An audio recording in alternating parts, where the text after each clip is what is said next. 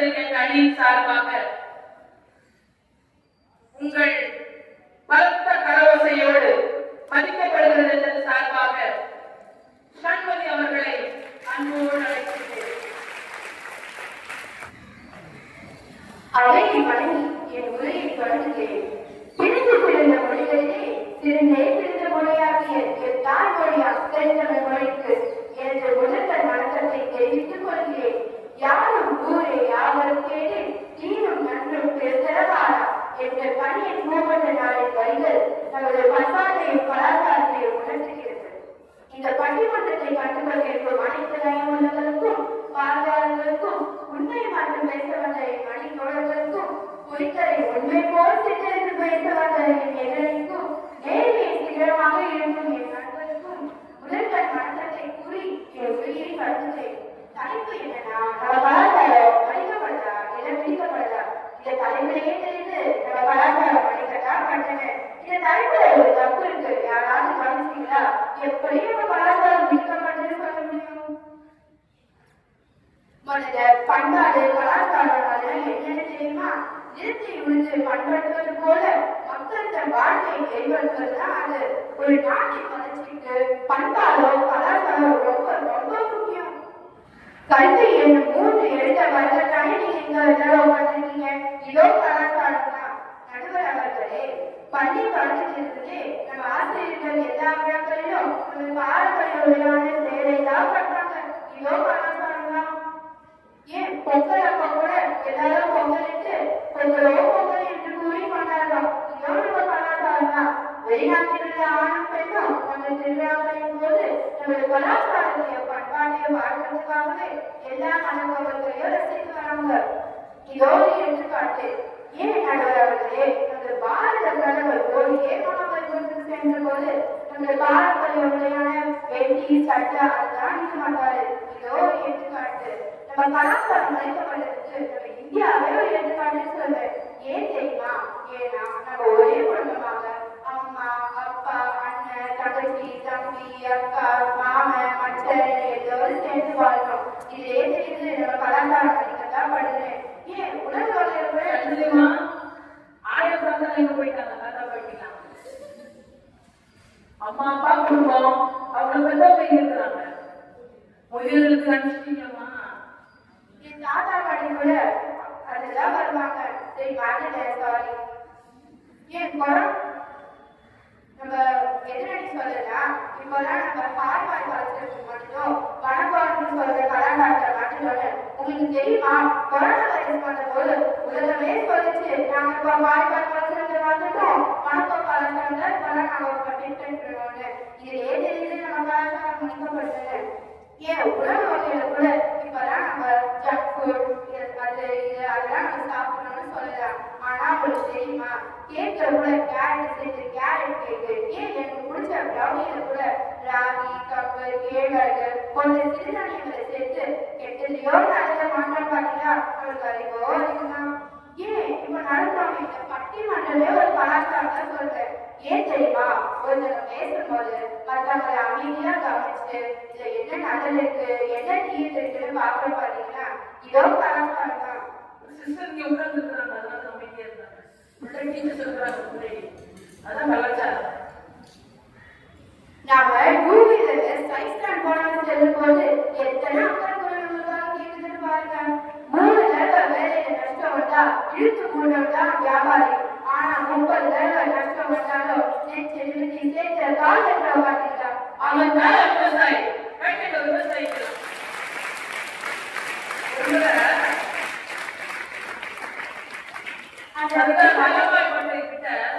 போய் கேட்டாங்கன்னா கல்ச்சர்னா என்ன அப்படின்னு அப்ப அவர் சொன்னாரா, கல்ச்சர் அக்ரிகல்ச்சர். காரணம் இந்தியா ஒரு விவசாய நாடு. பண்பட்ட பூமியில் தான் என்ன நடக்கும்? விளைச்சல் வரும். அதுபோல பண்பட்ட மனதில் தான் நல்ல எண்ணங்கள் உருவாகும் அப்படின்னு அவர்கள் விவசாயிகளை பற்றி சொன்னதால ஒரு அருமையான கூற்று உண்டு. நம்ம சண்முகி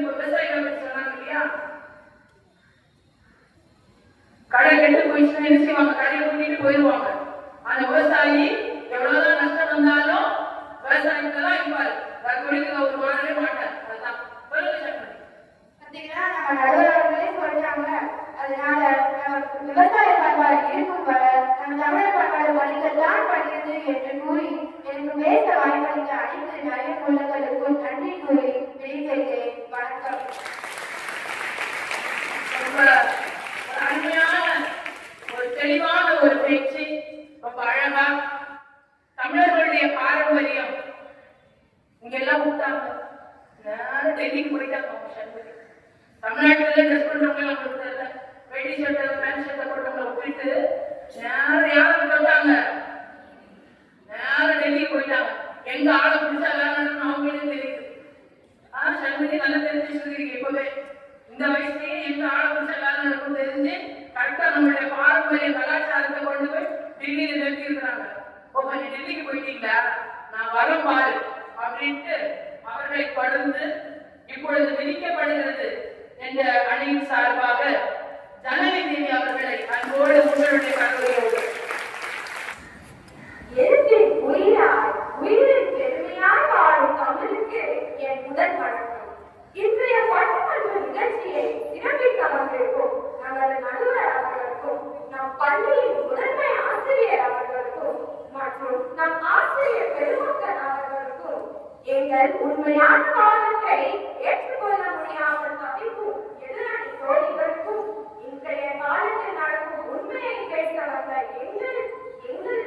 எங்கள் தோழிக்கும் வணக்கத்தை தெரிவித்துக் கொள்கிறேன். இன்றைக்கு நான் பேச வந்துள்ள தலைப்பு, இன்றைய அவசர உலகில் நமது கலாச்சாரம் விதிக்கதான் படுகிறது என்று. நமது எதிரணி தோழியோர்கள் சொன்னாங்க, நம்ம பிரௌனியில கூட சிறுதானியம் சேர்த்துதான் சமைக்கிறோம் அப்படின்னு. இதுக்கு நான் ஒரு சின்ன விருப்பம் சொல்ல பேசுறேன். இப்போ ஒரு பாத்திரம் ஃபுல்லா தண்ணி இருக்கு. அந்த தண்ணியில 2 துளி நஞ்சு சேர்த்தா கூட அந்த தண்ணி முழுமையும் விஷமாகிடும். 2 துளி தான் இருக்கு நினைச்சு அந்த தண்ணியை நம்ம குடிச்சோம்னா நம்மளால இருக்க முடியுமா? அப்படிதான் அவங்க சொல்றதும் இருக்கு. பிரௌனின்றதே கெடுதல், ஆனா அதுல சிறுதானியம் போன்ற நல்லதை சேர்த்தா கூட அது கெடுதல் தான் ஆகும். அது எப்படி ஆகும் அப்படின்னா, இந்த மாதிரி பேக்கரி ஐட்டம்ஸ்லாம் பிரிசர்வேட்டிவ்ஸ் அப்படின்ற பேர்ல கெமிக்கலை சேர்க்கதான் செய்யறாங்க. ஃபிளேவர்ன்ற பேர்லையும் அதிகமான கெமிக்கலை சேர்க்கறதுனால அதுவும் சேர்த்து கெடுதலாக மாறும். இது யார் அதிகமா சொல்லணும்? நம்ம பசுமை படை நம்ம ஸ்கூல் இருக்கு இல்லையா, தேசிய பசுமை படை என்சிசி. நான் வெப்சைட்ல பார்த்தேன், அழகா எல்லா போட்டோஸும் இருக்குது. Curricular, extra curricular. இந்த தேசிய பசுமை படை மாணவிகள் கண்டிப்பாக இந்த இயற்கையை பாதுகாக்கிறதுல செயல்படும். நம்ம தாத்தா அவங்க சொல்றது எனக்கு ஞாபகம் வருது. நம்ம தாத்தா ஆற்றுல தண்ணி வச்சு குடிச்சாரு, அப்பா பைப்ல தண்ணி குடிச்சு கொடுத்தாங்க. ஆனா நம்ம இன்னைக்கு எதை மட்டும் சொல்லிட்டு இருக்கிறோம்? குட்டி கேன், வீட்டுல பெரிய கேன். இதுதான் நம்முடைய கலாச்சாரமாக இன்று சென்று கொண்டிருக்கிறது என்று நம்முடைய மாநில ஜனனி அவரோட பாடலை சொல்லிட்டு இருக்காங்க. சொல்லுமா? இந்த சூழல் மொத்தம் 6 வகைப்படுது. இனிப்பு, உப்பு, புளிப்பு, கசப்பு, காரம், துவர்ப்பு அப்படின்னு. ஆனா இதுல குழந்தைகளுக்கு பிடிக்காத சுவை என்னன்னு தெரியுமா? உப்பு, புளிப்பு, கசப்பு, காரம், துவர்ப்பு. ஆனா ஒரே ஒரு சுவை மட்டும் பிடிக்குங்க. என்ன தெரியுமா? இனிப்பு. இனிப்பு வகை கொடுத்தா மட்டும் போதும். பண்டைய காலத்து உணவுல இந்த 6 சுவையுமே அடங்கி இருக்கு. அந்த காலத்து பிள்ளைகள் இனிப்பு அப்படின்னா வெல்லம், பாயாசம், அவல். இந்த காலத்து குழந்தைகளுக்கு இனிப்புனா சாக்லேட், ஐஸ்கிரீம் அப்படின்னு ஆயிடுச்சு. இந்த காலத்துல உணவு சரியில்லைன்னு சொல்றதுக்கு பதிலா உணவு விளைவிக்கிற முறையே சரியில்லைனாங்க அர்த்தம். இந்த காலத்துலதான் உரங்கள் கூட கெமிக்கல் ஆயிடுச்சு, அரிசி கூட பிளாஸ்டிக் ஆயிடுச்சு. ஒரு காலத்துல உணவே மருந்தா இருக்குது. ஆனா இப்போ உணவு சாப்பிட்ட அப்புறம் தான் மருந்துக்கான செலவே வந்துச்சு. அதனால்தான் இன்னைக்கு பல குழந்தைகளுக்கு கேன்சர், சுகர், பிளாஸ்டிக் முட்டை கூட வந்துச்சுனாங்க. உணவுல பிளாஸ்டிக் அரிசி, நம்ம நடுவர் சொல்ற மாதிரி பிளாஸ்டிக் முட்டை கூட வந்துச்சு. இதனாலதான் இந்த பல குழந்தைகளுக்கு கேன்சர், சுகர் போன்ற கொடூரமான நோய் வர்றதுக்கு காரணமாவே இருக்கு. இந்த மாதிரி செய்தியெல்லாம் கேட்கும்போது நம்ம நினைப்போம், நம்ம எவ்வளவு கொடுத்து வச்சவங்க அப்படின்னு. ஆனா நம்ம கொடுத்து வச்சவங்க இல்லைங்க, ஆண்டவன் நமக்கு ஒரு காலத்தை கொடுத்து வச்சிருக்கான். இந்த நிலை நீடிச்சு அப்படின்னா நமக்கும் அதே நிலை தான். அதே மாதிரி ஆசிரியர்னா இந்த காலத்துல